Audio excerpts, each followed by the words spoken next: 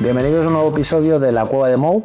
Hoy hablamos de Cabify, el unicornio español de la movilidad, una compañía nacida en Madrid que ha evolucionado hasta operar en 6 países y en más de 40 ciudades en España y en Latinoamérica. Y para ello nos acompaña hoy David Pérez, vicepresidente de Corporate Affairs y Sostenibilidad de Cabify. Encantado. Eres responsable de una función clave, entendemos, para una compañía como esta, ¿no? Que es gestionar la reputación de una marca, la relación con stakeholders muy diferentes, sí. Ahora hablaremos de ello, y luego con una visión muy evidente y muy clara, yo creo que desde vuestros orígenes, que es la sostenibilidad.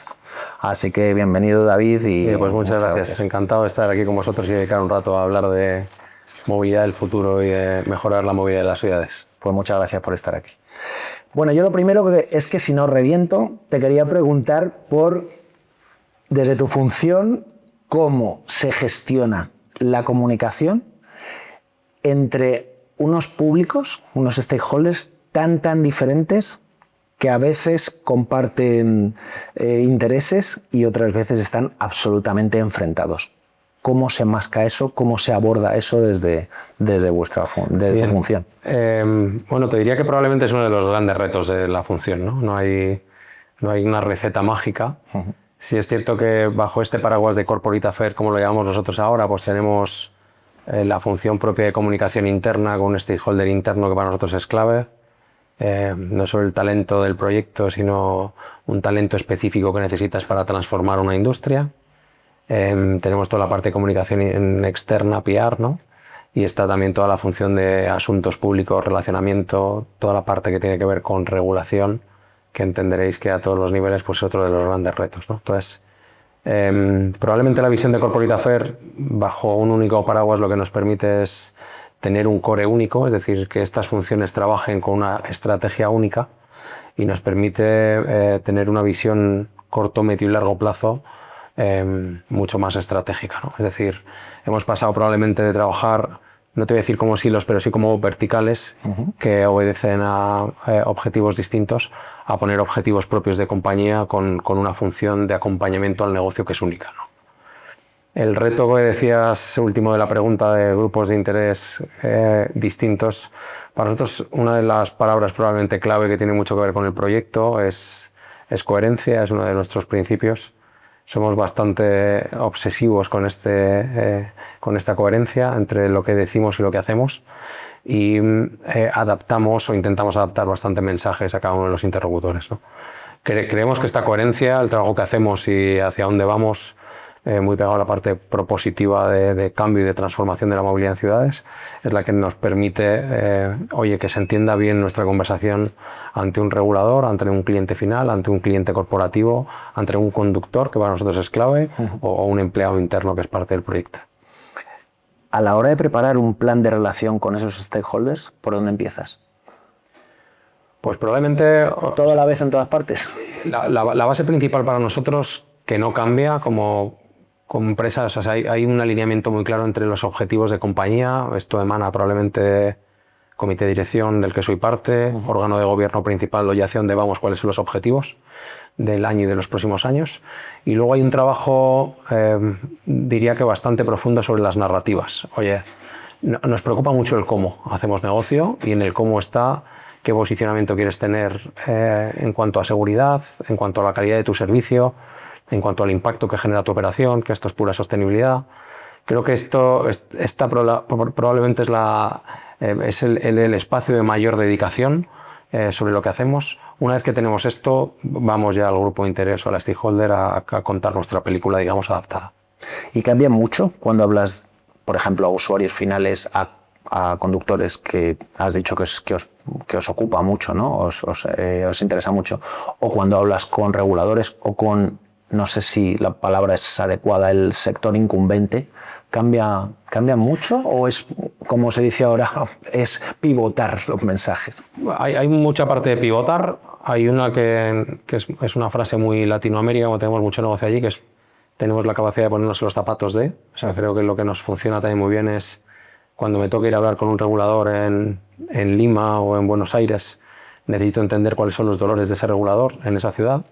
Creo que parte del aprendizaje que hemos tenido en otras ciudades pues nos permite ir allí entendiendo que, oye, no sé si tengo la respuesta, pero te voy a decir cómo lo hacemos en otros sitios, que lo mismo te ayuda.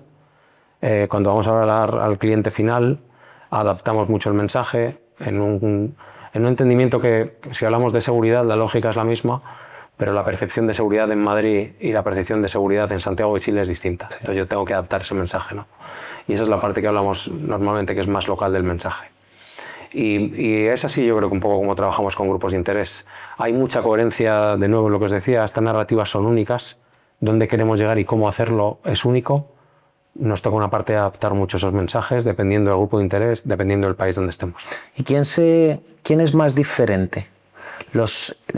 Por ejemplo, cuando tomas un país u otro, o incluso una ciudad u otra.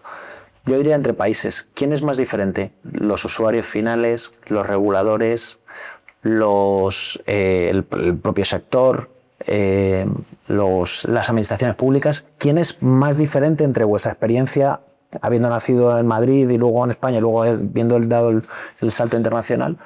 ¿Quién es más diferente? Fijaos ahí, visto desde fuera, uno ve una aplicación, ¿no?, que pide un vehículo y aparece un vehículo con un conductor. Esto podríamos decir que esa operación no cambia, la aplicación es la misma en todos los sitios. Hay dos grandes mundos en este negocio y tiene mucho que ver con administraciones y con regulación, ¿no? El mundo Europa, España donde estamos, muy regulado, con una regulación nacional que luego baja a comunidades autónomas, donde municipios también quieren tener un papel activo. Ahí tenemos N.000 conversaciones que son distintas. Mis conversaciones en Madrid, Valencia, Barcelona y Sevilla son distintas y dependen del regulador, aun estando en el mismo país y entendiendo el servicio de una forma similar. Si nos vamos a Latinoamérica, esto no existe. No existen regulaciones al respecto, entonces aquí hay un intermediario, digamos, de cuál es el marco de juego que tiene más que ver con la empresa y con las reglas de juego que ponemos nosotros. Así que te diría que yo creo que la parte de administración y regulación marca mucho la velocidad de impacto y de transformación. Ese es probablemente un stakeholder clave. Después no hay tanta diferencia, probablemente encontramos diferencias entre el cliente corporativo. Es un cliente que desde hace años compró mucho nuestra propuesta de valor, entiende bien lo que aportamos en seguridad, en transparencia, en la parte de calidad de servicio, se siente cómodo moviendo sus empleados con nosotros. Podríamos decir que este es un stakeholder cercano. Y luego tienes el ciudadano, que creo que es difícil hacer una foto de ciudadano, pues tenemos gente joven que se mueve por ocio con 18 años, personas mayores que se mueven por cualquier cosa que necesitan con 65, y ahí te diría que es difícil encontrar un target único. Y a nivel de comunicación, ¿hay algunos elementos que tú consideres que son constantes, bien a nivel táctico, o bien a nivel de canales, o bien obviamente a nivel de mensajes? El idioma, me imagino que eso sí es común. Sí. No sé si... Sí. Ahí trabajamos mucho, fíjate, a nivel de mensajes, o sea, creo que esta parte que te decíamos de coherencia, de cambio, somos una empresa joven y somos una empresa valiente también, ¿no? Valiente en cuanto a, oye, nos gusta contar las cosas tal y como son, somos muy transparentes. Ciertamente nos ha tocado un sector en transformación, eso siempre genera conversaciones. A veces hemos dicho en el pasado que se habla de nosotros más de lo que nos gustaría, o se habla bien y mal muchísimo, pero no deja de ser conversaciones que creo que tienen mucho que ver con estar transformando cosas, ¿no? Hay mensajes para nosotros que son clave y nos gusta mucho, somos una empresa muy de datos, nos gusta mucho traer datos en un entendimiento de esto es una base para tomar decisiones. Ponemos mucho al cliente, al usuario, al ciudadano en el centro de la comunicación en nuestro caso. Oye, los datos nos permiten decir si tenemos más demanda o menos demanda, lo que necesita una ciudad, y entender que hay alternativas, entonces empujamos a que este cambio sea más rápido. Y luego hay probablemente una parte que tiene que ver con lo que llamamos superior service, que es este posicionamiento nos preocupa mucho el impacto y el cambio. Entonces creo que hay datos específicos sobre, oye, qué supone que un vehículo como el nuestro esté más del 60% del tiempo ocupado llevando personas versus 7, 8, 10 vehículos particulares llevando solo a una persona en una ciudad, ¿no? Entonces, para mí, yo creo que son datos o información clave ahora mismo. precisamente cuando has hablado de lo de varios vehículos llevando a una persona o al revés, ¿no? Bueno, al revés, o vuestra alternativa.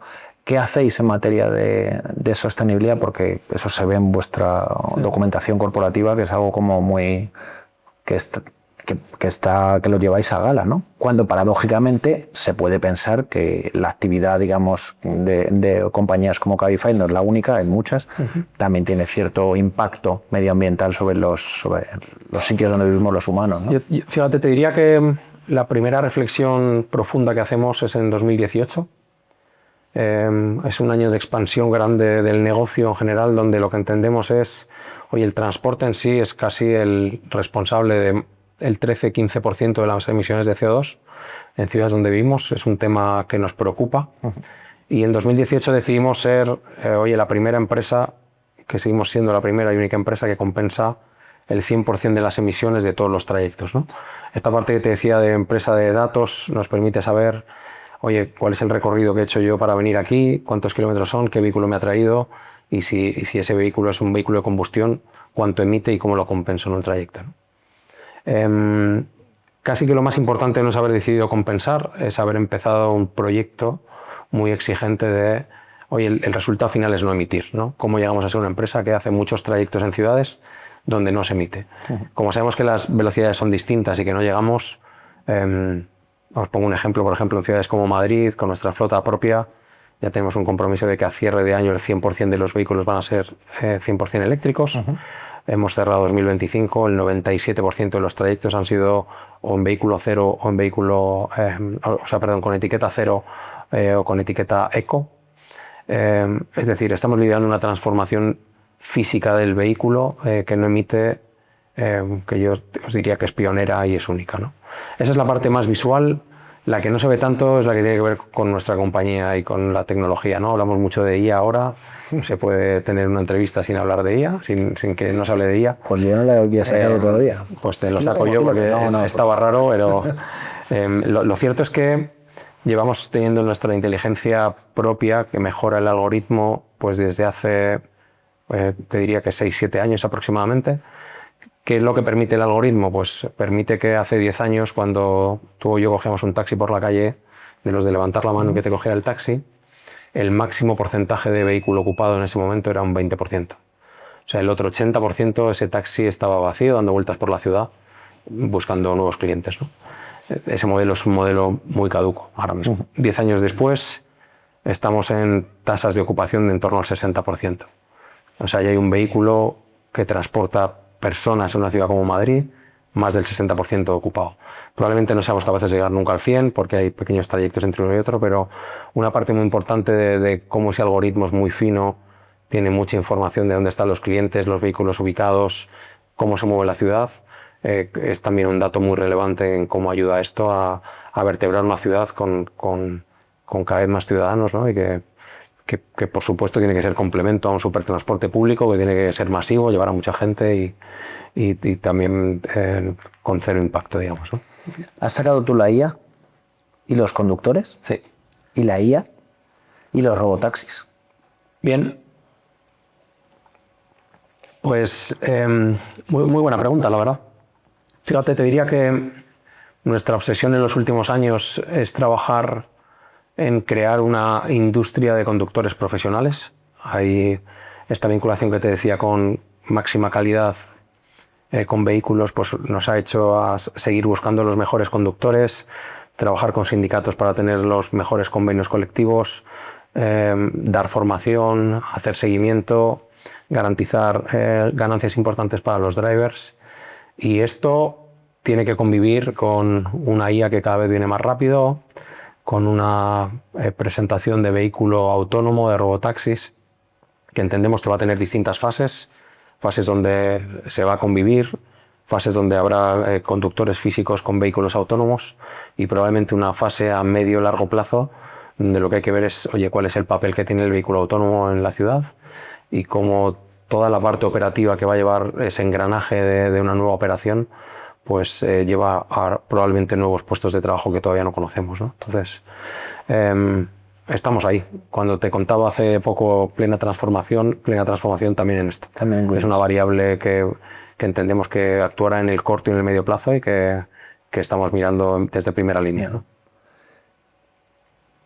Y ya que estamos en temas así un poquito, vamos a llamarlo curiosos, viendo vuestra reciente campaña de Made in Madrid, ¿eso cómo se lleva en otras ciudades? Y la más obvia es el Barcelona, pero ¿eso cómo se...? Entiendo que no os perjudica, o sí, o no sé. Fíjate, lo digo también sí. No solo por Barcelona, que no quiero que parezca que... No, te voy a poner... digo, por ejemplo, viendo por ejemplo el reciente caso de la presidenta de la Comunidad de Madrid en México, vosotros estáis en Hispanoamérica, ¿eso cómo se gestiona? Fíjate, voy a ponerte... O sea, nosotros tomamos una decisión en un momento dado en una industria donde nuestros grandes competidores son pues empresas gigantes americanas, chinas, europeas con capitales de terceros, son gigantes, ¿no? Donde probablemente el estar en 50, 100, 150, 180 ciudades pues hace que, oye, ese escalado de tu negocio te obliga a que tu negocio es muy similar en todas las ciudades, ¿no? Nosotros hace años tomamos la decisión incluso de salir de algunos mercados donde entendíamos que no éramos relevantes. Esto no es una competición por ver a cuántas ciudades llegas, es una competición por ser relevante en las ciudades donde estás. Y tenemos un modelo de negocio que está muy pegado a la ciudad. ¿Qué significa eso? Mi equipo de Santiago de Chile, el equipo de Buenos Aires, el de Lima y el de Montevideo, igual que el de Madrid o Barcelona, son 100% locales. Se queda una sociedad en el país. El 100% de los impuestos se pagan en el país. El desarrollo se queda en el país, ¿no? Esto nos permite probablemente tomar decisiones con un conocimiento directo de la ciudad. Made in Madrid para nosotros es un ejemplo. Hay que reconocer que Madrid es Madrid, la ciudad que nos vio nacer hace 15 años. Cumplir 15 años en esta industria, como te decía, es un hito para nosotros y Madrid tiene mucho que ver con esto, ¿no? Es el origen, ¿no? Esto nació en un piso en Tetuán, ahora estamos en Pradillo 42, pero que esto 15 años después se ha hecho bastante grande. Tenemos tecnología made in Madrid que exportamos al mundo, esto también es un hito importante. Has comentado al principio primer unicornio español. Bueno, hay una serie de... Son títulos, ¿no? Pero que de alguna manera ponen en énfasis, yo creo que la relevancia del proyecto. A nosotros alocarnos o centrarnos en una ciudad y decir, oye, desde el conocimiento de la ciudad, nadie tiene que explicarme a mí Madrid, porque la vivo, porque soy ciudadano y llevo X años viviendo aquí, y esto me permite tomar decisiones más reales, más cercanas, sé cuáles son los retos de la ciudad. Esto nos acerca muchísimo. Fíjate que teníamos, por darte 2 datos, teníamos un reto enorme. La última encuesta no llegaba a 1 de cada 4 de nuestros clientes, el 24%. No sabía que Cabify era una empresa española ni madrileña. Probablemente el nombre no ayude mucho. Pero sí que teníamos un dato de, oye, más del 60% de los encuestados, si hubiera sabido que esta empresa era madrileña o española, pues a lo mejor hubiera decidido utilizarnos más, ¿no? Y esto es lo que nos hizo, oye, volver a recuperar una campaña de, oye, somos de aquí, somos Made in Madrid, esto es muy local, ¿no?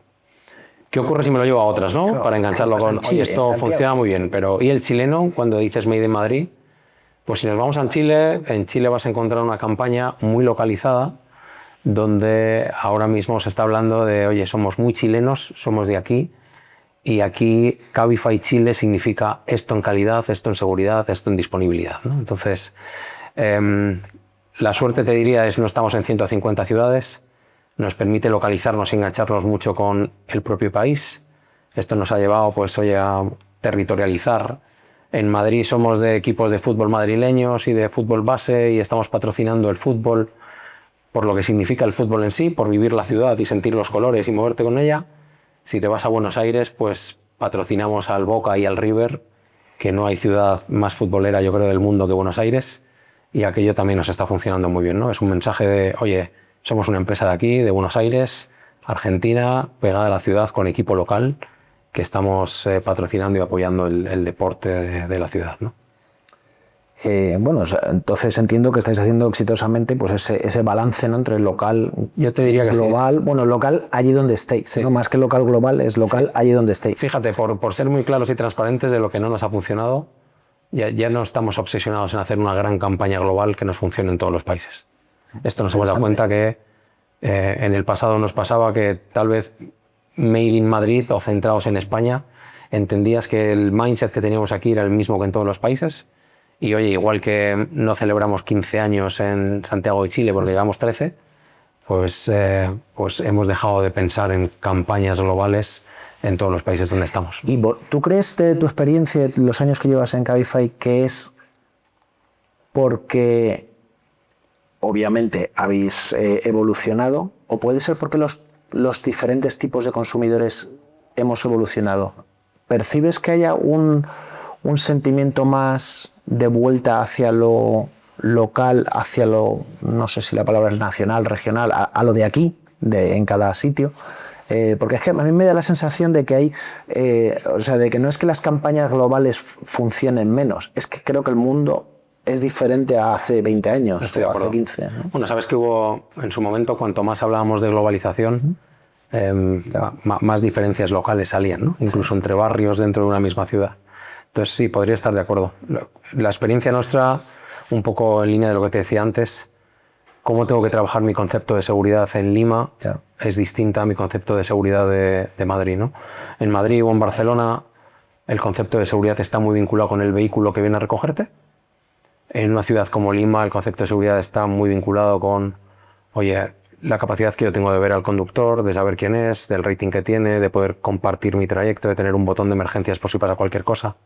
Esa es la parte, el concepto es el mismo. Aprendizajes del pasado también que son importantes, ¿no? De cosas que no has hecho bien.